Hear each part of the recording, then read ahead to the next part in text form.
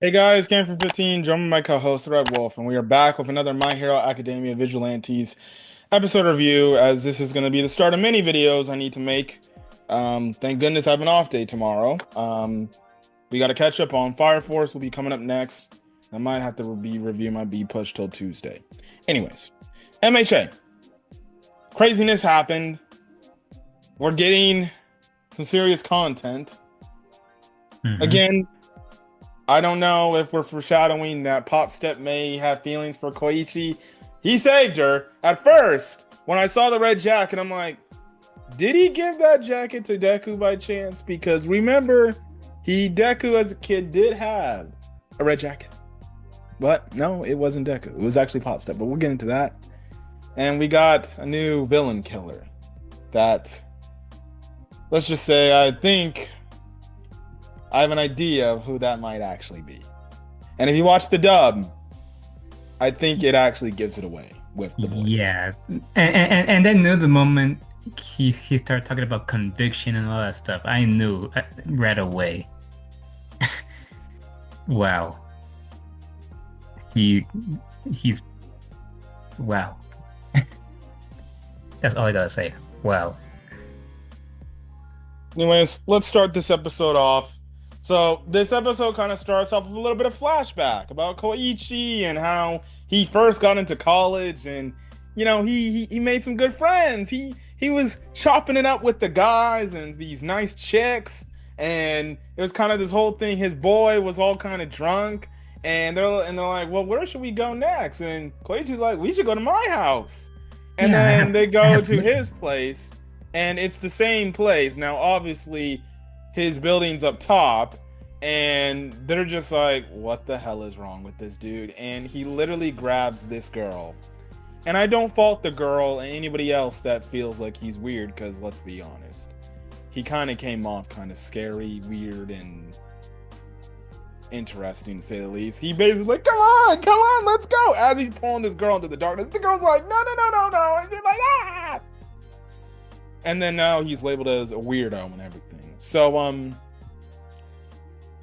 I don't blame the characters for feeling like that. I would be completely sussed out myself. I would be like, yeah, he's a strange dude. Mhm. And again, he Um, didn't even know any better. yeah, he should have used his quirk, and he should have said, my building's actually on top of this building. Mm. But no, he didn't think to do that. Yep. And because of it, he lost no friends, and he's a loner. Anyways, he basically gets back home. This time, Knuckle Duster is not there, so he's got the place all to himself. At least until But yeah, at least until Pop's up. Yeah, she opened the door. She sees him. Oh, here you are, and she goes like, huh, you're home already, huh? And well, it is my house. so yes, basically they kind of talk a bit. One, I think she makes a mention of like how there's no food or no pudding or something in their place, right? And I think even Pops that like took his pudding and ate it by chance, right? And Mhm. essentially, he kind of talks about like, back in his past, he tried to become or tried to do the hero stuff because he tried to, and he made a mention, and we again see this dude is kind of like a copy of Deku in a bit, where he's an All Might fanboy, and this dude has like a bunch of different All Might like jackets from all his different ages. Something that I bet you Deku probably has in his own fucking bedroom. Without a doubt. Has all these additions and everything, but he did say like, well, I'm only missing one edition, and it's because of this. He basically talks about how he wanted to become a hero, and in the past, he looked to try out for the hero course. Now, he was heading to class to do the hero course, I guess, entrance exam, but all of a sudden, he overhears these old people like, hey, somebody needs to save this girl or save this kid. And you see it where this kid with pink hair is literally like in this like water like gondola or ravine, I guess you can say, and is literally struggling to even like stay afloat. And Koichi is just like, should I help? because he knows if I help, well, I'm probably gonna be late to my class. But Koichi does the right thing. He literally strips down to his underwear, and he jumps in there, and he saves I the. am here. Yes, he does that. He saves the kid, and it was funny because he thought he was drowning, but he's like, oh, I actually can stand in this thing. But they basically river him out, and essentially, he's all cold and everything. It's funny, you have the old man with quirk abilities trying to cool or heat him up and everything.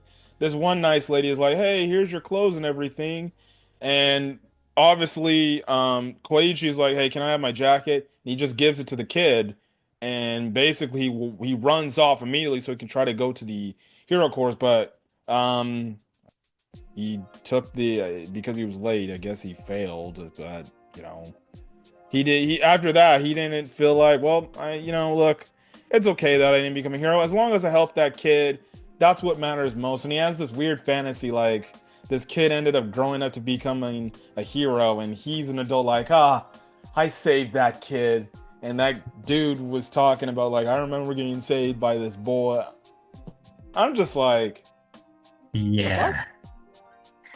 And then, as we can see, Pops Up's a little pissed off. Like, you can't be proud of that because you give up on your dream and all that stuff. And then she ran out of impulse. Yes. And yeah. and Koichi's like, oh, that was okay. That was a quick stay. She basically floats back home, and it's ended up to be revealed that she was the child that Koichi saved all those years ago. I'm not a boy, I'm a girl. Yes. I'm not a boy, I'm a girl. So that's the thing. Throughout this entire first half, she was blushing a lot and everything. She even pulled out the jacket and everything. She did wear it a bit in this scene, as well. Again, look, I teased it. I thought, I'm like, hey, it seems like they're setting up maybe she liking Koichi. Well, I don't know. Again, my co-host disagrees with me. I mean, look, if they do it, then I'm okay with it. But I highly doubt they'll go that far. I highly doubt it. I mean, would I be happy about it? Yeah, I would be cool with it, but I don't think they'll do that. I don't think they'll go that far. Well, we'll see. But she was blushing a lot in this episode, and I'm just like, oh, pop step, likey, Koichi. Understandable. He saved her. So, of course, she would have some admiration, maybe some feelings for him. And then, like, when she realized, because she talks about how, when she realized, like, that was actually Koichi there, like, she was actually happy to know, like, hey, that's the guy that saved me. And basically, her thing was she wanted to give the jacket back to him this entire time, but now that she found him again, that's what she was willing to do. So she actually gets like sweets or whatever for the both of them. Again, I'm just like, yeah, that's not telling me you don't like this guy a lot. And she's also willing to basically go give him the jacket back and confirm to him like, hey, I was the kid that you saved all those years ago, right? And she walks back in and she's like, hey, Koichi, I need to talk to you about something. And basically, he's like, okay, yeah, sure, come in. And then next thing you know, she walks in, she's like, what the f- are you doing here? And Knuckle Duster's basically there eating the pudding. Mm-hmm. Yeah. Yeah, she basically got 2 pudding cups for her and for him, but Knuckle Duster end up eating Koichi's. Yeah. She's basically pissed off because she kind of just wants alone time with Koichi. To kind of tell him this truth. Now, why she just didn't want to tell him this with Knuckle Duster in the area. I guess she just rather feels like, nah, this dude is just a regular dude. He don't need to be here. Again, maybe it could also be the thing of, maybe she wants to come out and say she likes Koichi more than just, I guess, people that they know. I don't know. But it's clear that she just wants alone time with Koichi to tell him, like, hey, I'm this person that you saved. Wants nothing to do with Knuckle Duster. Mm-hmm. So, That's the thing anyway. She's pissed by it. And even Koichi's like, wasn't there something you were supposed to tell me? And she's like, man, forget it. And she immediately goes and leaves. Yeah, like, huh. That girl's weird. So that ended up happening, and so then this leads into the back half of the episode where you have it to where we have that one individual again who was the like steel rock dude, right? Mhm. And he basically got released from prison because he got interrogated about like, hey, how did you get this trigger and everything? But he's like, I don't remember. I just remember this person giving it to me, and that's it. I don't know what the person looked like. So they basically released him, I guess, on bail, but I don't know why they would release him if he had a drug on him. But okay, yeah. He ends up running into Beekeeper Girl again. She's like, hey, you want more vials of this? And of course, the guy, like a drug addict, is, well, what do you expect of a drug addict? They're gonna keep going after the drug until they relapse or I guess you can say try to be sober from it. Always be sober from it. But he ends up going berserk yet again. And you have it to where Koichi, again, in this confrontation, he doesn't fight this guy. It's like he's kind of stalling for time till the cops get here, I'm guessing. But then all of a sudden, what happens? They in the middle of the fight, Koichi started losing his footing. Cause this guy's been throwing rubble everywhere, and then he almost got crushed until a guy with a sword comes in and stops him. Stops the guy and with a swing of the sword, and Pop's step of seeing this, but then she also looks back to see the cops heading their way, and this is when this rock guy starts running away, and I guess this guy starts going after him, and Koichi goes like, "Wow, he's so cool." And right here is like, yeah, judging from his voice, I think we all know who he is. Yeah. Koichi even asked for his name. What's his name? What was his name? I know his other name, but I don't know this name. See, ladies and gentlemen, this is what happens when we don't pay attention. I know, Princess. It's okay. I can help them being pressured by someone on my messages. Anyways, his name is Skindle. Yeah. So there's that. Anyways, Koichi goes back and he's like, Master, he was so cool and everything. Now, not Knuckle Duster does give Koichi, I'm guessing, some good advice, saying like, look, people in what we do, look, okay, yeah, they do what they did, but sometimes they have their own ambitions for doing what they're doing. Basically what Knuckle Duster's saying is like, hey, we may be vigilantes, but listen, other vigilantes, they have their own reasons why they're doing what they're doing. It may exactly not be right. Like, what we're doing is the right thing, yes, but for what this guy could be doing, who knows what he could be doing. Clearly, we see in the next scene what he actually truly was doing. How does the episode end off? And with him slashing the rock guy in two, we can see the smirk under that mask. And he goes on talking about convictions and all that stuff. And we see the bee girl sitting up there going like, sick as hell. Yep, and that's where the episode ends off right there. Well, also too, I forgot to mention, Koichi and Popstep do get a tip from the Wolverine and Cyclops dude, and they say they got an informant, and the informant is that one dude that we've been seeing for the first couple of episodes with the spikes and everything, his Wolverine-like claws, which funny enough is another one of Skindle's hit list targets. Yeah. So I'm guessing this is more than likely Hero Killer Stain before he became Hero Killer Stain, and it seems like he was a actual villain killer. He like freaking put one of his freaking swords in his eye, in the dude's eye, and cut his arm off.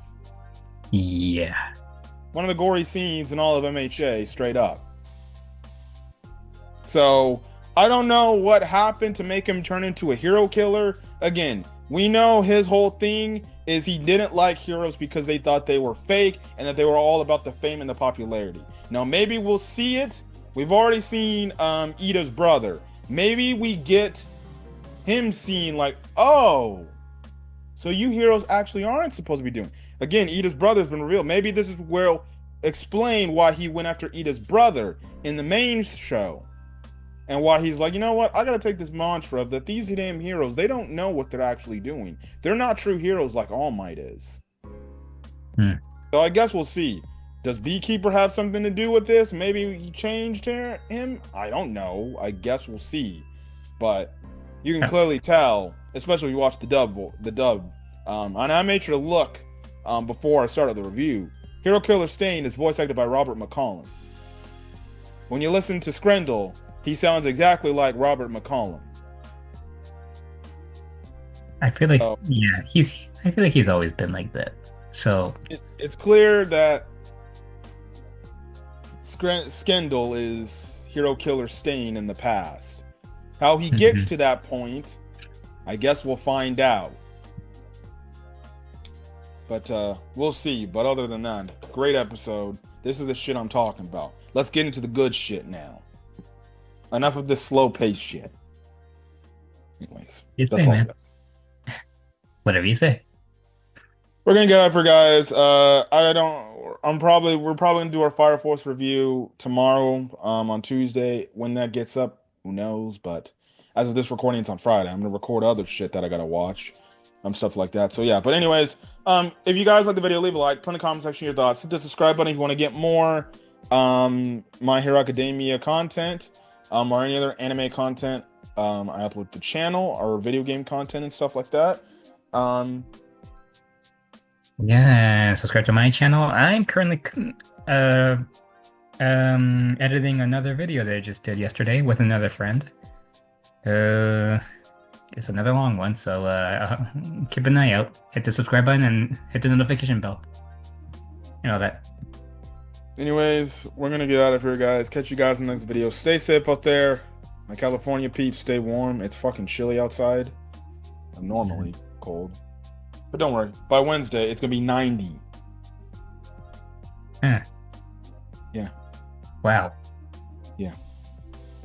Stay warm. Stay avoiding getting sick with these ranging temperatures. Anyways, we'll catch you guys in the next video. Till then, guys, peace.